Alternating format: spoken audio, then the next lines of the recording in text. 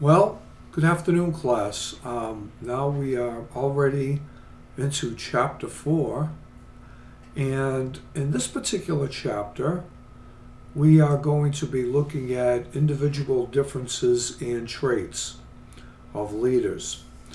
Now, essentially, this chapter discusses the role that individual differences and traits play in leadership.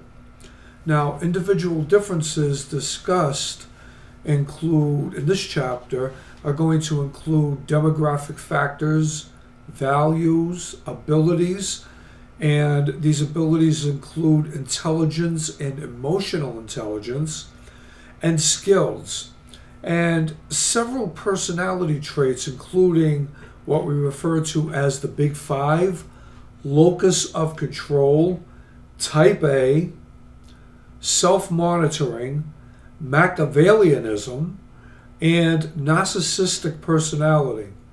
I'm sure none of you work with any of those, right? Okay.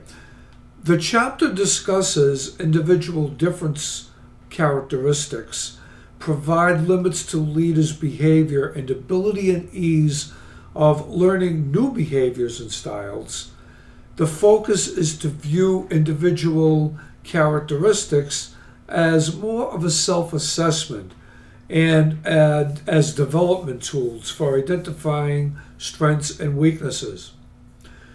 The objectives of this chapter are to explain the elements and impact of individual differences and characteristics of certain types of leaders.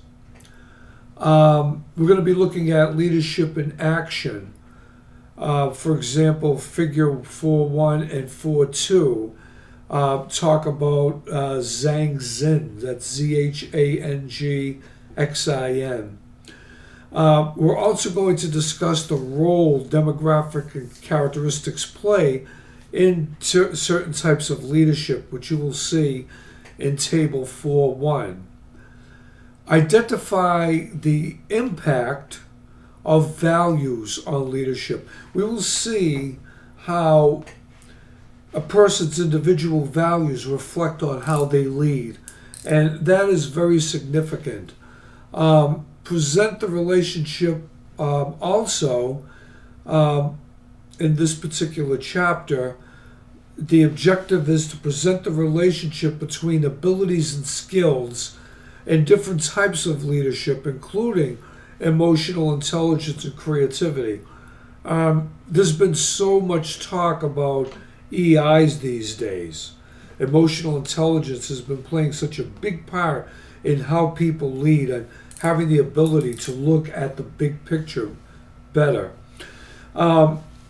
People that are in very high positions usually have a large degree of emotional intelligence. Another objective is to highlight the role of the key personality traits relevant to leadership, such as the Big Five and other personality traits in leadership. We'll be talking about the Big Five. We'll be talking about the proactive personality. We're going to be talking about that Type A personality. And we're going to be talking about self-monitoring and the dark triad.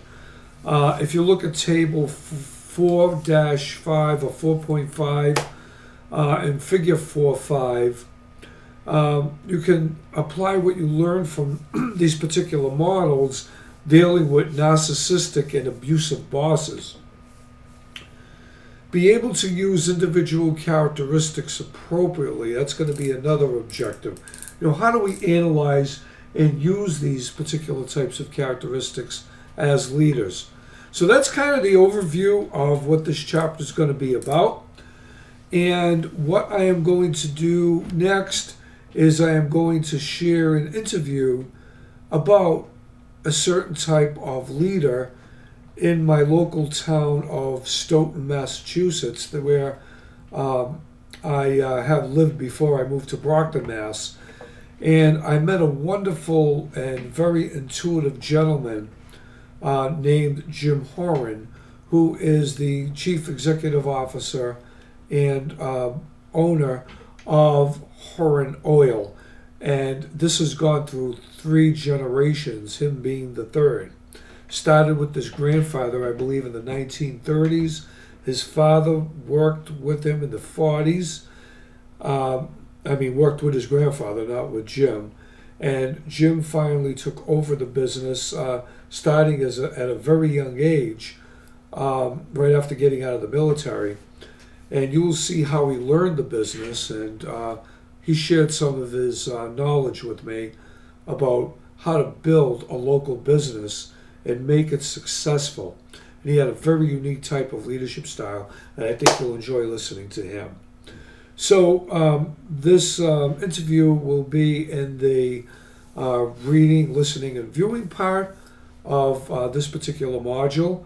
And that's it.